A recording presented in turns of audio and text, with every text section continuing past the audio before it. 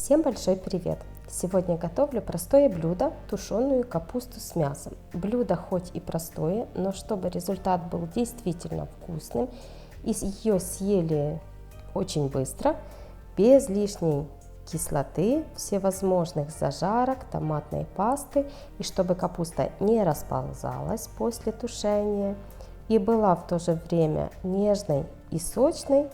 Поэтому есть много нюансов в приготовлении, казалось бы, простого блюда. В этом видео делюсь своими секретами. Для этого нужны такие продукты. Капуста, ее вес 1 кг 200 грамм. У меня в этот раз раннеспелая, поэтому время на приготовление где-то будет 20-30 минут. Если будет капуста средних или поздних сортов, тогда время увеличивается тушение еще на 10-15 минут. Еще надо 2 средних луковицы, тут 3 небольшого размера у меня морковки или 1 большая, например, нужна, 3 помидора свежих, это вместо томатной пасты, ну и небольшой кусочек сала и мяса, немножко зелени, соль, черный перец и лавровый листик. В принципе, это все продукты, которые нужны для приготовления этого блюда. Давайте будем готовить. Удобнее всего разделывать качан капусты для тушения на 4 части. Сначала я разрезаю ее вдоль качана, одну половину отставляю в сторону, и теперь вдоль кочерышки напополам. Все лишнее срезаю, кочерышка не нужна. И вот эту половинку еще тоже разрежу напополам. И теперь буду нарезать каждую четвертинку отдельно. Нарезка не должна быть мелкой, как на салат или когда, например, квасим капусту. Она будет готовиться. И это очень важно, тогда в готовом виде капуста не превратится в кашу. И благодаря тому, что я разделила качан на 4 части, вся нарезка получится у вас в готовом блюде одинаковой. Всю нарезанную капусту я складываю в отдельную глубокую миску. Вот такие полосочки получаются. И вот именно сейчас, на этом этапе, я ее солю, по вкусу солим. Потом готовое блюдо солить уже не будем. Ну, разве что, если не угадали количество соли, то в конце досаливаем тогда.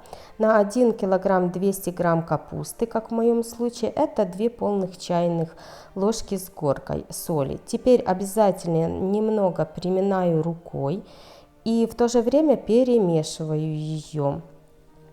Вот так вот. Сюда же к капусте надо натереть моркву на самой крупной терке. И тоже сразу же добавляю ее сюда же к капусте. Морковь не зажариваю, и не нужна нам лишняя зажарка. Все хорошо перемешиваю, и теперь вот эту миску с морковкой отставляю в сторону, чтобы они пустили сок. И дальнейшее тушение будет без добавления воды, а капуста с морковкой пустят свой собственный сок, в котором мы будем тушить. Теперь займусь салом и мясом. Шкура не нужна, срезаю ее и стараюсь нарезать чем потоньше сало. Сало у меня такое с мясной прослойкой. Чем помельче нарезаю, сало использовать не обязательно. У меня просто кусочек мяса такой очень постный. Чем помельче нарезала. И легко нарезать мясо небольшими кубиками, если оно немножко подмороженное. Кубики где-то величиной 1,5-2 сантиметра. Вот, все.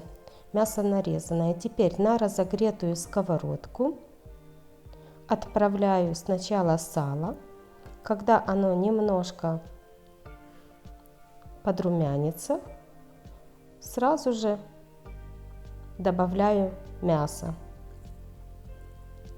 Ничего зажаривать не надо, мясо не должно быть жареным, оно должно хорошо протушиться, то есть проготовиться. И теперь Сюда же к мясу я добавляю лук. Если небольшая луковица, на половинку и вот нарезаем такими перышками. То есть мельчить кубиком не надо. Если большая луковица, то на 4 части. Вот такие перышки. Мясо, когда посветлеет, протушится, тогда будем добавлять лук. Все. Добавляю лук нарезанный, все хорошо перемешиваю, и теперь обязательно надо посолить по вкусу, ну, не полная чайная ложка соли. Мясо у меня тут 600 граммов. Добавляю небольшое количество черного молотого перца тоже. Перемешиваю. Лук не должен быть зажаренным, только он станет прозрачным. Вот, посмотрите. Сразу же снимаю с огня. Капуста с морковью уже уменьшились в объеме. Теперь самое время добавить помидоры. Помидоры натираю на крупной терке, разрезав каждый помидор пополам. Все, кожа остается в руках, а вся мякоть в капусте с морковкой. Если нету свежих помидор, их можно легко заменить на консервированные обычные помидоры, только снять вот кожу и измельчить их. Или же, если есть заготовка соусов томатных, своих домашних, но без добавления именно томатной пасты. Все перемешиваю. Теперь кастрюля, в которую на дно я вливаю 2-3 ложки растительного масла. Это надо для того, чтобы капуста не пристала к дну кастрюли.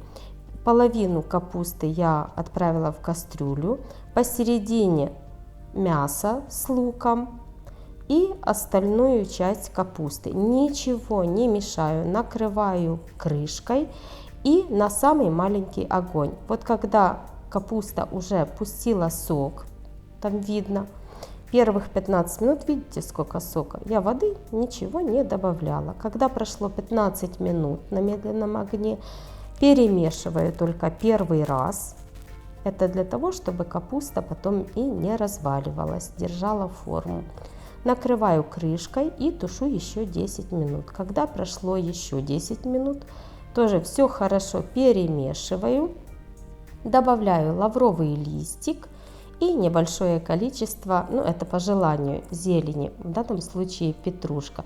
Зелень добавлять тоже не обязательно, но мы любим зелень, поэтому добавляю, и плюс полезно.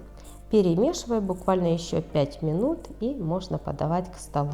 Вот такое простое, легкое, вкусное, полезное блюдо, как тушеная капуста с мясом.